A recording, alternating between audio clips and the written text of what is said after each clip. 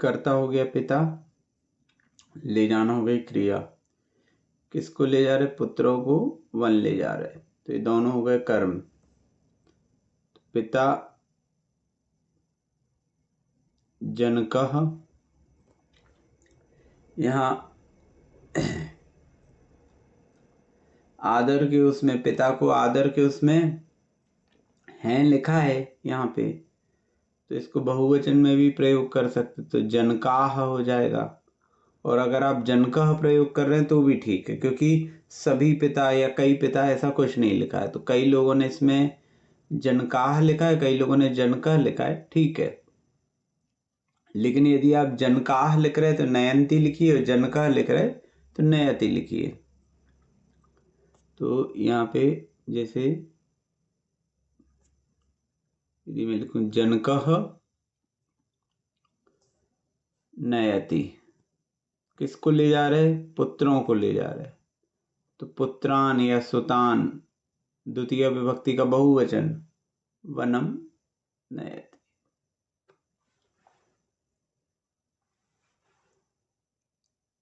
जनकः पुत्रान वनम नयति, ठीक है।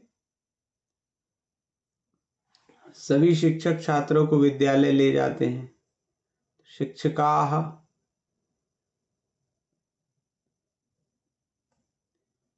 छात्रान् विद्यालयम्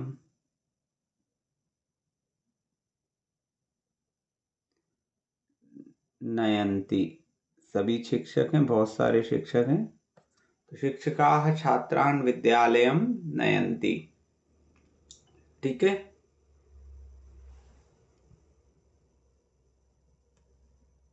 भैया जी इसमें सभी के लिए सर्व सर्वा ऐसे कुछ नहीं लगाएंगे?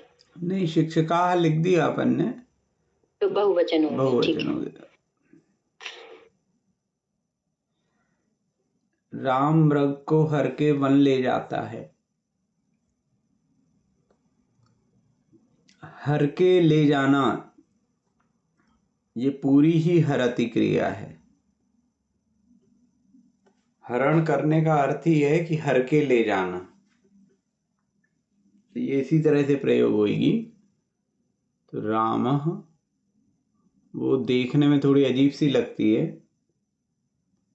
ना। हरिण या मृग दोनों का प्रयोग कर सकते, तो हरिणम या मृगम वनम हरति।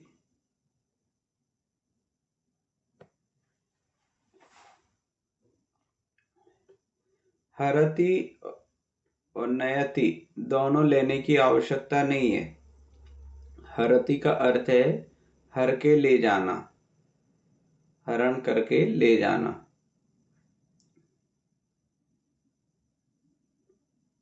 भैया जी एक जगह मैंने वाक्य देखा था, उसमें लिखा था हरत्वा वनम नयति। वो अभी कित्वा प्रत्यय आएगा, तो कित्वा प्रत्यय में फिर आप ऐसा लिख सकते हैं कि एक क्रिया होने के बाद यदि आप हरण करना और ले जाना दोनों अलग अलग करते हैं तो फिर कित्वा प्रत्यय का प्रयोग होता है। अच्छा, ठीक है ना, वो भी सही है, वो अभी आएगा आगे।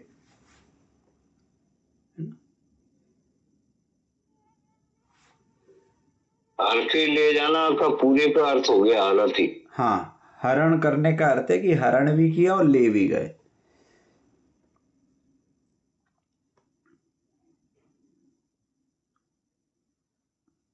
राम वनम हरति, ये लिखना। हाँ, रामः मृगम वनम हरति, ठीक है जी। इसी प्रकार सिंह मृगान, अगला क्या हो जाएगा? यहाँ मृग जो है वो बहुवचन है, तो सिंहः मृगान, हिरणों के लिए मृगान, वनम हरति। हिरन नहीं लिखेंगे, वो भी लिख सकते हैं। क्या कह रहे हो? हिरन, हिरन नेन क्यों होगा? हिरण। नान होगा ना, द्वितीय का बहुवचन लगेगा। नेन तो तृतीया हो गई। हाँ तो हिरणों को काफी सारे हिरण है ना। तो बहुवचन का प्रयोग कीजिए ना। हरि अच्छा। हरिणान,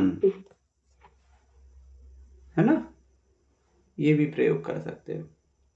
बालक दूध से पकवान व्यंजन पकाता है। हरिनान लिखेंगे हिरण को।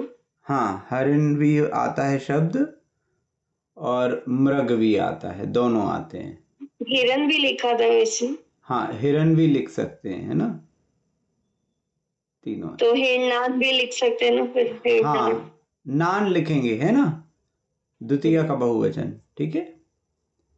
बालकः दूध से पकवान बनाता है, तो दुग्धम व्यंजनम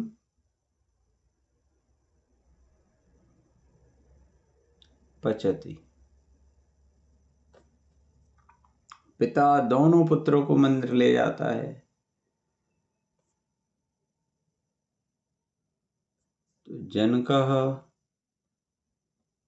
दो पुत्र हैं, तो पुत्रौ या सुतौ, मंदिरम या देवालयम या जिनालयम नयति। नौकर फलों से व्यंजन पकाता है, कई लोगों का गलत था, फल जो है वो नपुंसक लिंग है, तो भृत्यः फलम व्यंजनम पचति। फलानी, फलों से है ना, तो बहुवचन का प्रयोग करेंगे। फलम तो एक वचन हो गया, फलम फले फलानी, फलम फले फलानी, तो फलानी व्यंजनम पचति।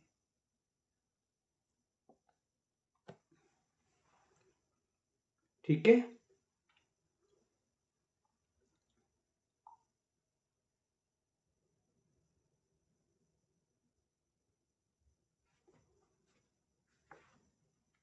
भैया जी मेरी वो नपुंसक लिंग वाली क्लास छूट गई थी, तो मेरी वो बार बार गलती हो रही है, तो आपको थोड़ा आइडिया हो कौन सी वाली रिकॉर्डिंग देखनी पड़ेगी मुझे? जिस दिन की छुट्टी है वही देख लूंगी। हाँ ठीक। बहुत सारी है वो, उसमें तो कंफ्यूजन हो जाता है, मैंने 3-4 देखी, उसमें मिला नहीं अभी तक। वो मैं भी सोच रहा था कि उसमें है ना टॉपिक डालना जरूरी है, क्योंकि बाद में किसी को हाँ देखना हो। मुझे खुद भी याद नहीं आ रहा कि कौन सी होगी। हाँ, वो टॉपिक से होगा तो थोड़ा ये इजी होगा ढूंढना कि हमको जो टॉपिक पढ़ना है हम उसको देख लेंगे। ठीक है। इससे कर सकते हैं, या फिर पार्ट वाइज भी कर सकते, पार्ट 1, पार्ट 2, पार्ट 3, पार्ट 4। और पृष्ठ संख्या भी डाल सकते हैं या पार्ट डाल सकते हैं? पार्ट संभव है कि पार्ट डाला जा सकता है, कि पार्ट 1 इतने दिन तक चला, फिर पार्ट 2 इतने दिन चला, पार्ट 3, तो फिर पार्ट के हिसाब से आप ढूंढ सकते हैं। हाँ ढूंढ सकते हैं, सही बात। ठीक है, उसको देखते हैं। ठीक है, आगे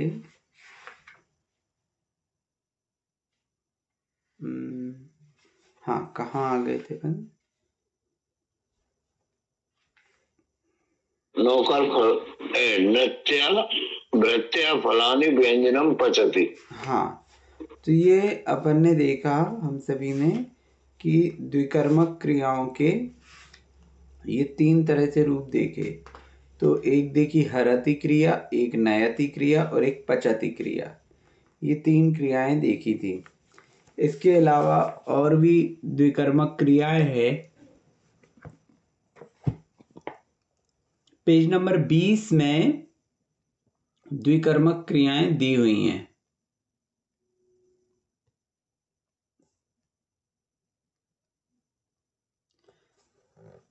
तो द्विकर्मक क्रियाएं आपकी 16 हैं। पेज नंबर 20 अगर आप देखेंगे पुस्तक में, तो वहां पे नियम क्रमांक 3 में सबसे ऊपर 16 द्विकर्मक क्रियाएं लिखी हुई हैं।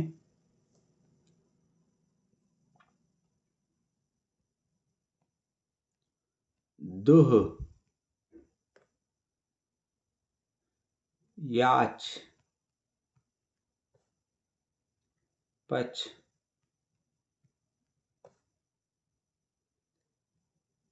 दंड, रुध,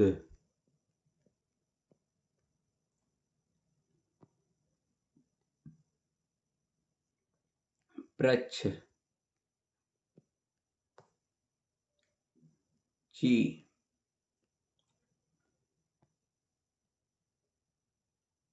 ब्रू,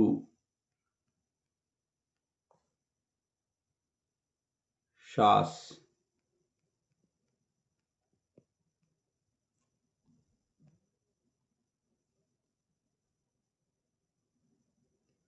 जी, मंथ,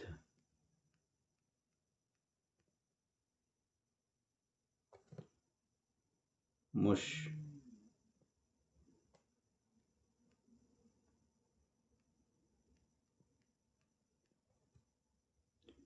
और नी,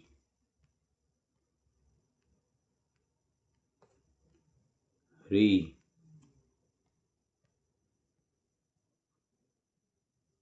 कृष और वह। ठीक है, ये आपके वहां पे 16 क्रियाएं दी हैं। ये 16 क्रियाएं हैं, ना एक कम ना एक ज्यादा, पूरी की पूरी 16। ये द्विकर्मक क्रियाएं हैं। द्विकर्मक क्रियाएं अर्थात इनके साथ 2 कर्म होंगे। अब इनमें जो 2 कर्म होंगे वे क्या क्या होंगे, तो वो अपन देखते हैं यहाँ पे।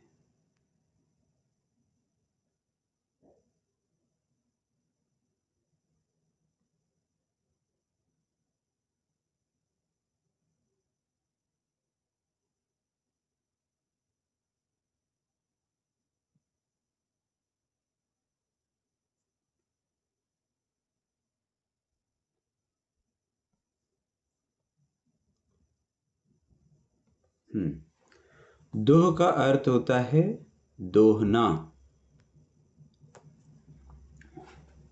भैंस का दूध दोहा, गाय का दूध दोहा, बकरी का दूध दोहा।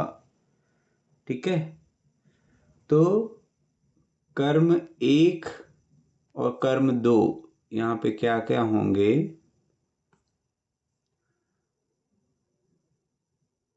जो दोहा जाए,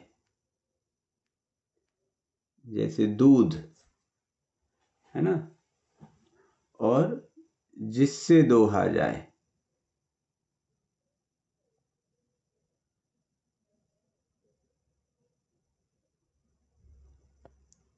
तो जैसे जो दोहा जाए और जिससे दोहा जाए, तो उदाहरण के लिए यहाँ पर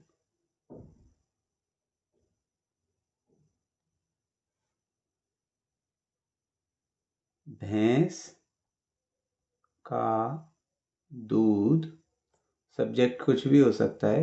राम ने भैंस का दूध दोहता है, राम भैंस का दूध दोहता है।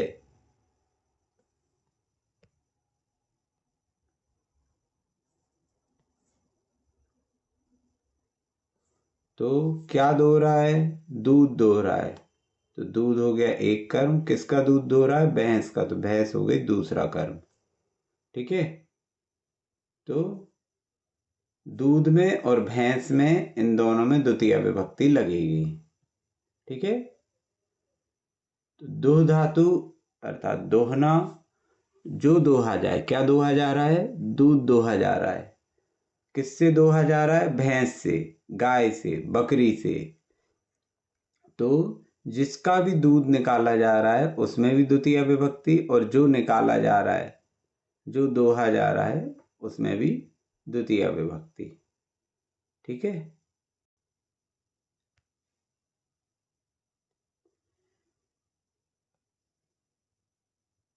याच, याच यानी होता है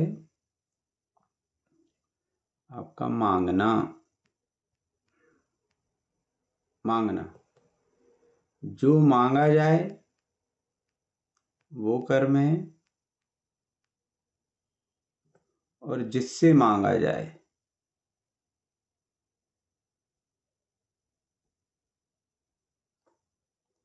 जो मांगे और जिससे मांगे।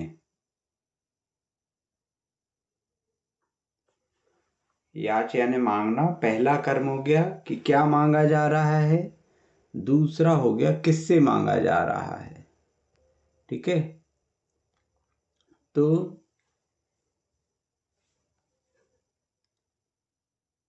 पुत्र पिता से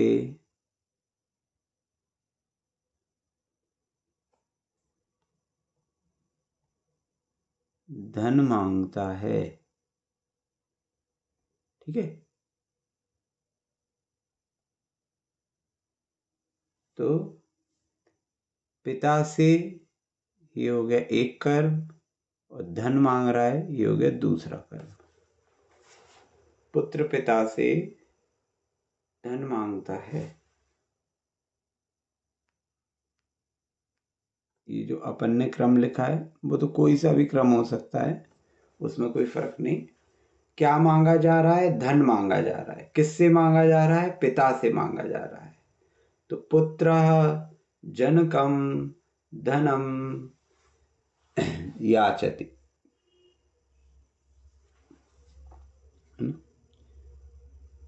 यच्छति, याचति। ठीक है, तीसरी क्रिया क्या है, पच।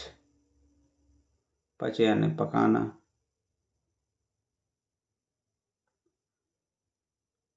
क्या पकाया, तो ये जो पहला उदाहरण दिया था आपने, राम भैंस का दूध दुहता है, इसका संस्कृत में कैसे लिखेंगे? अभी संस्कृत के ठीक है। ट्रांसलेशन के लिए एक मिनट रुक रहे, अभी सबका अपन संस्कृत ट्रांसलेशन करेंगे। पहले इनमें क्या क्या कर्म होंगे वो अपन एक बार ले लें। पकाने में क्या पकाते हैं, किससे पकाते हैं, किससे पकाया, है ना।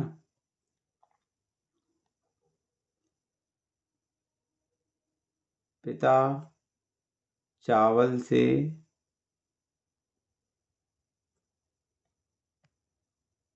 भात पकाता है। ठीक है, तो यहाँ चावल और भात ये दोनों कर्म हो गए। चावल से पका रहे हैं और भात पका रहे हैं। तो क्या पका रहे हो और किससे पका रहे हो, दूध से व्यंजन पकाते हैं, तो दूध और व्यंजन ये दोनों हो जाएंगे। दंड सजा देना,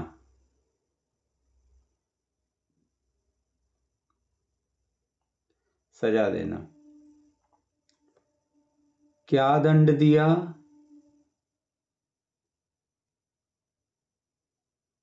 क्या दंड दिया और किसको दिया।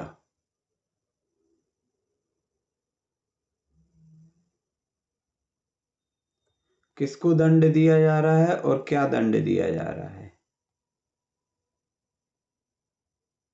पुलिस ने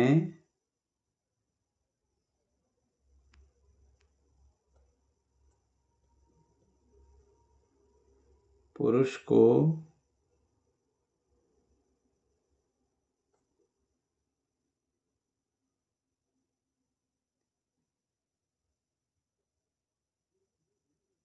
₹1 का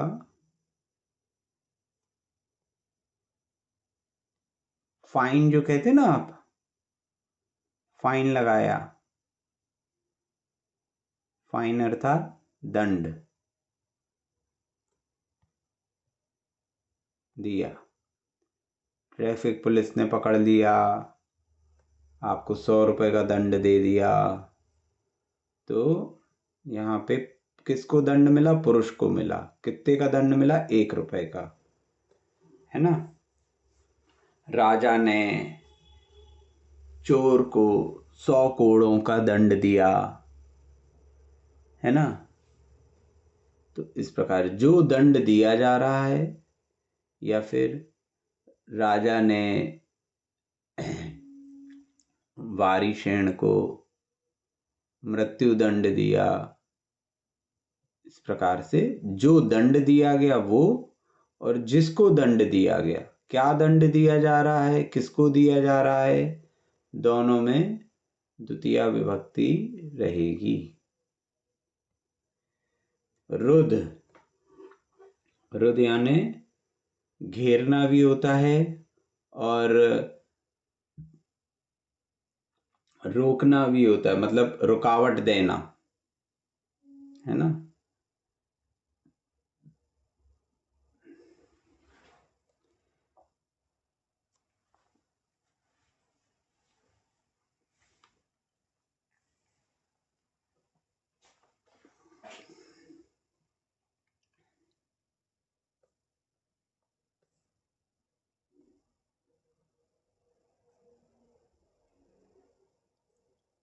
रोकना, रुकावट देना।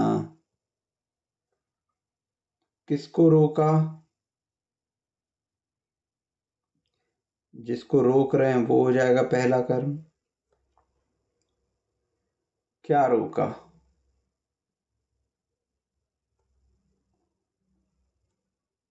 जैसे चोरों ने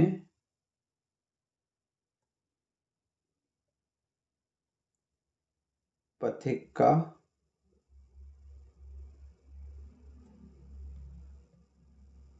मार्ग रोका। चोरों ने पथिक का मार्ग रोका। किसका रोका? पथिक का। क्या रोका? मार्ग। तो पथिक और मार्ग ये दोनों कर्म हो गए, है ना। ठीक है ना। वर्षा ने सभी का मार्ग रोक दिया, इस प्रकार से। प्रच्छ, प्रच्छ यानी होता है पूछना। क्या पूछा? किसको पूछा? क्या पूछा और किसको पूछा?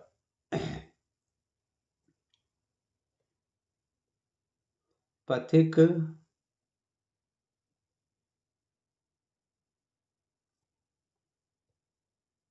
सज्जन से मार्ग पूछता है। रास्ते में जा रहा है, उसने मार्ग पूछता है। पथिक जा रहा है, रास्ते में कोई मिला, उससे मार्ग पूछ रहा है। क्या पूछ रहा है? मार्ग पूछ रहा है। किससे पूछ रहा है? सज्जन से पूछ रहा है। तो दोनों कर्म है। शिष्य गुरु से प्रश्न पूछता है ना। पुत्र पिता से हल पूछता है। क्या पूछ रहे हैं? किससे पूछ रहे हैं? पड़ोसी सज्जन से स्वास्थ्य पूछता है। आप पूछते ना क्या हाल चाल है, पूछ रहे। जी, चयन करना, बटोरना, चुनना, बटोरना, चयन करना, इस प्रकार से होता है। क्या चयन कर रहे हैं? क्या चुना? किससे चुना?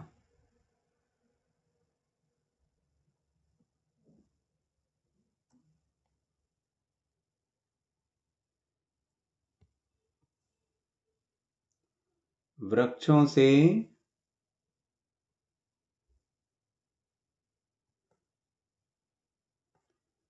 फल, वे वृक्षों से फल चुनते हैं। तो कहाँ से चुन रहे? क्या चुन रहे हैं? फल चुन रहे हैं। तो फल हो गया एक कर्म। कहाँ से चुन रहे हैं? किससे चुन रहे हैं? वृक्षों से। वृक्षों से फल प्राप्त हो रहे हैं। पौधों से पुष्प चुनते हैं। ठीक है। रेत से कंकड़ चुनते हैं, रेत से शंख चुनते हैं।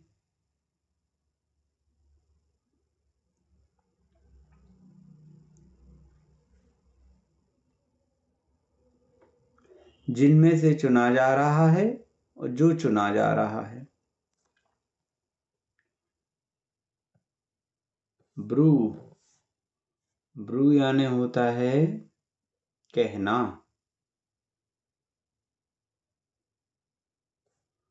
क्या कहा, किसको कहा।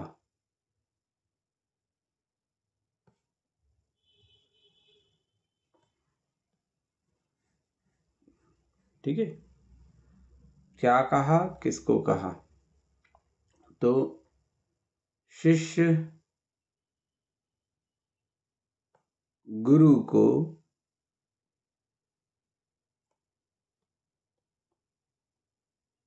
पाठ कहता है।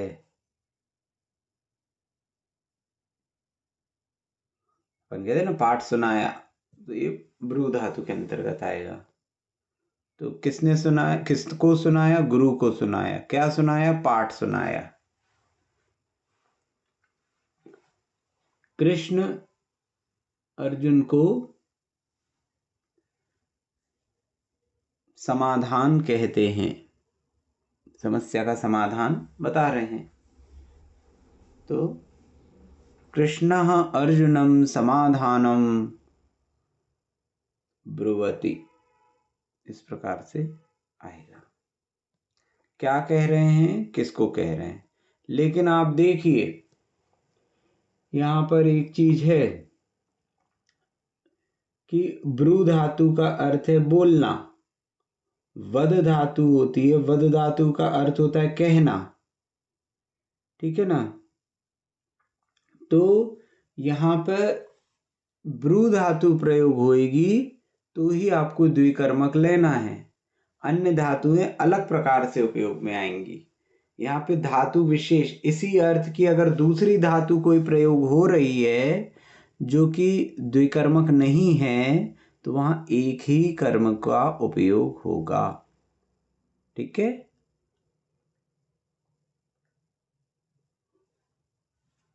आपने इंग्लिश में पढ़ा होगा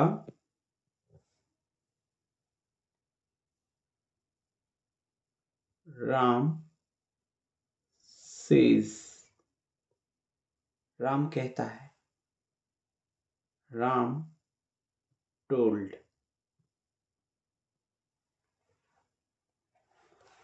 दोनों एक ही अर्थ बता रहे हैं लेकिन प्रयोग का तरीका अलग अलग है। टोल्ड के बाद आप यहां ऑब्जेक्ट ले लेंगे, किसको कहा। सेज के बाद फिर आप लिखेंगे टू, किसको कहा, और फिर इन्वर्टेड कॉमा में आप एज इट इज लिख देंगे कि क्या कहा, है ना। Ram says to Mohan I am going, Ram told Mohan he is going. इस प्रकार से अलग अलग आप क्रियाओं का प्रयोग करते, यहां भी यही चलेगा, अलग अलग क्रियाएं प्रयोग होंगी लेकिन अलग अलग प्रकार से। भैया जी ऐसा समझते हैं कि जब किसी को कोट कर रहे हैं तो फिर ब्रू धातु होगी। हाँ। और अगर कन्वर्सेशन की बात कर रहे हैं तो वदती या जो वद धातु या कोई और धातु भी हो सकती है। नहीं, क्योंकि कई बार आपको साहित्य में दोनों तरह से देखने में आएगा, दोनों का प्रयोग होता है। अच्छा। हाँ, ऐसा कुछ नियम नहीं है कि कब कौन सा यूज होगा। हाँ, मतलब बस ये आप मान के चलिए कि जैसे प्रच्छ है तो प्रच्छ तो पूछने क्वेश्चन मार्क रहेगा, और ब्रू ये अफर्मेटिव सेंटेंस रहेगा, ये आपका सकारात्मक वर्ब रहेगा, है ना। अच्छा जी। हाँ, ये अवश्य है कि गुरु प्रश्न पूछ रहे हैं तो वे प्रच्छ, वे भी बोल रहे हैं और शिष्य उत्तर दे रहा है तो वो ब्रू। आप लोगों ने यदि इष्टोपदेश पढ़ा हो तो इष्टोपदेश में आता ब्रुवन्नपि न ब्रूते पश्यन्नपि न पश्यति। तो वहाँ पे जो ब्रुवन्नपि बोला ये ब्रू धातु से ही आया है। इसी प्रकार अब आया शास। तो शास आप हमेशा पढ़ते हैं अनुशासन, शासन, तो ये शास से ही आया है।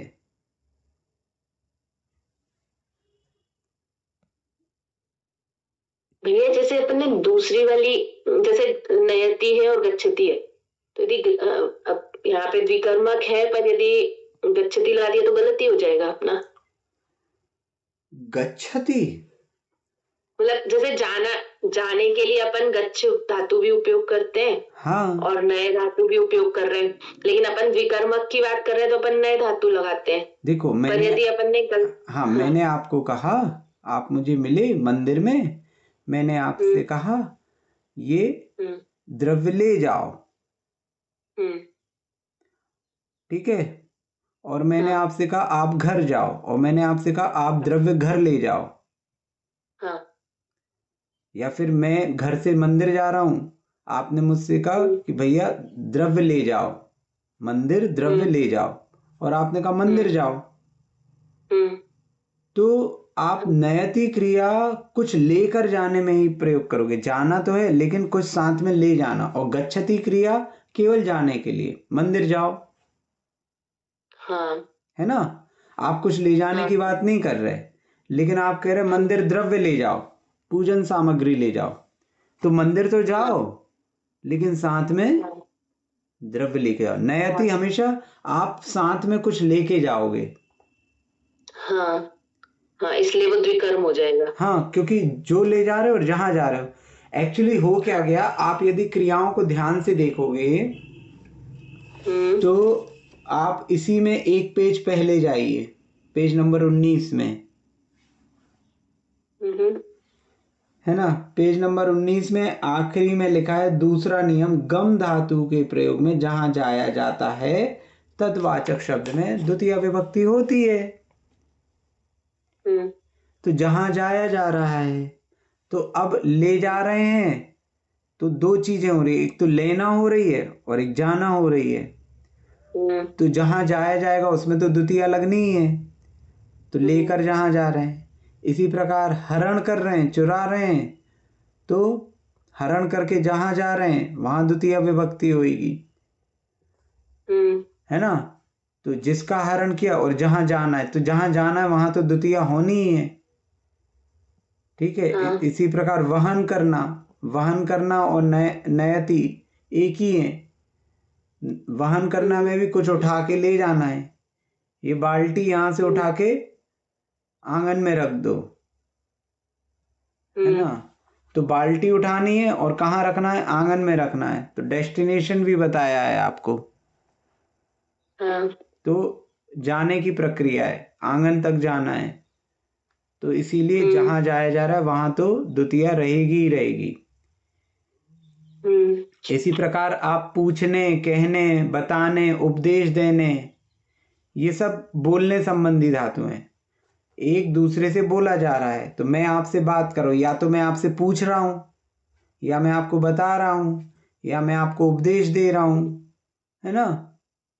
तो ये सब एक ही प्रकार की हैं। तो जो पूछा जा रहा है, जो उपदेश दिया जा रहा है, जो कहा जा रहा है, वो हो गया एक कर्म, और जिसको कहा जा रहा है वो हो गया दूसरा कर्म। जैसे शास में भी शासन करना तो है ही, इसमें उपदेश देना आदि भी आता है। शासन करना का एक अर्थ उपदेश देना, बताना, ये भी है। तो जिसको कहा जाए या जिसको शासित किया जाए और जो कहा जाए, जो उपदेश दिया जाए, गुरु शिष्यों को संस्कारों का उपदेश देते हैं। तो किसको दिया जा रहा है उपदेश, शिष्यों को। काहे का उपदेश दिया जा रहा है, अनुशासन का, शास्त्रों का, संस्कार का। इस प्रकार से ये चलता है। तो एक और देख लेते हैं। जी, जी यानी जय करना, जीतना, जीतना। क्या जीता, किससे जीता?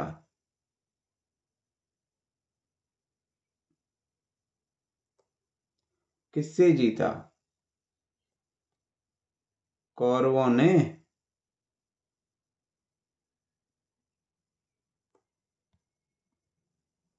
पांडवों से राज्य जीता। तो इसका अगर अपन ट्रांसलेट करेंगे तो क्या हो जाएगा? कौरवाह। अब किससे जीता? पांडवों से जीता। क्या जीता? राज्य जीता। तो ये दोनों कर्म हो गए। पांडव बहुवचन है तो पांडवान, राज्यम, दोनों में द्वितीय विभक्ति लगेगी। जयंती इसमें भूतकाल है तो इसमें लगा देंगे। कौरवाः पांडवान राज्यम जयंती इसमें पांडवों से जीता और राज्य जीता।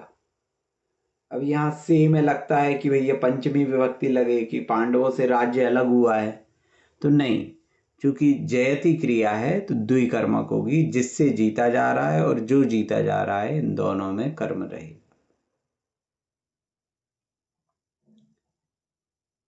ठीक है, तो इस प्रकार से ये चलेंगे। और भी आगे क्रियाएं हैं, वो क्रियाएं अपन लेंगे। तो ये द्विकर्मक क्रियाएं रहती हैं। ये आप जब भी देखेंगे तो आपको अब प्रश्न एक और आता है कि भैया ये तो हमें समझ में आ रहा है, जब हम संस्कृत में पढ़ेंगे तो हम कैसे अर्थ निकालेंगे? तो जैसे संस्कृत में लिखा है मातुलः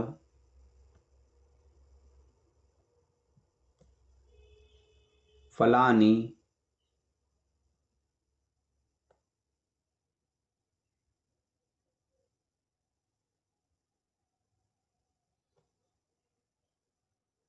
मिष्ठानम पचति।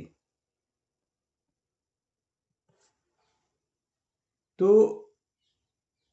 आप सबसे पहले यहां देखेंगे कि क्रिया कौन सी है। तो क्रिया आपको मिल रही है, कभी भी हम संस्कृत से हिंदी में जा रहे हैं तो सबसे पहले आप देखो क्रिया कौन सी। क्रिया है पचति। पचति क्रिया। अब ये आप देखो, ये पचति क्रिया जो है ये कितने वचन की है? तो एक वचन की है, अन्य पुरुष की। तो अब प्रथमा विभक्ति के बाद साथ एक वचन कहाँ लिखा हुआ है? तो प्रथमा विभक्ति के साथ ये मातुलः जो है ये एक वचन में, अर्थात ये हो गया कर्ता। तो आपका अर्थ हो गया मामा, मातुलः यानी मामा पकाता है। ठीक है, कर्ता ढूंढा। अब आपको चूंकि पता है कि पचति क्रिया जो है वह द्विकर्मक है। यदि 16 क्रियाओं में से कोई भी क्रिया आई है तो वो द्विकर्मक है। तो अब आपको दो कर्म देखने हैं, तो दो जगह ढूंढो जहां द्वितीय विभक्ति लगी है। तो मिष्ठान में भी लगी है और फलानी में भी लगी है, तो ये दोनों कर्म हैं। अब हमें ये पता होना चाहिए कि पचति क्रिया में दो कर्म कौन कौन से होते। एक वो जिससे पकाया जाए, दूसरा वो जो पकाया जाए। एक इनपुट और एक आउटपुट। तो मिष्ठान से फल बनेगा कि फल से मिष्ठान बनेगा, ये हमें खुद ही दिमाग लगाना पड़ेगा। तो ये हमें पता है कि भैया फल से मिष्ठान बन सकता है, मिष्ठान से फल नहीं बनेगा। तो मामा फलों से, फल चूंकि बहुवचन है, मिष्ठान या मिठाई, मिठाई पकाता है। ठीक है ना, क्योंकि दो कर्म है तो एक से दूसरा पकेगा। अब व्यंजन से दूध थोड़ी बनाओगे, भात से चावल थोड़ी बनाओगे, चावल से भात बनाओगे। तो इस प्रकार से ये चलेगा। ये हमें स्वयं सोचना पड़ेगा कि क्या इनपुट है और क्या आउटपुट। ठीक है, यहीं तक रख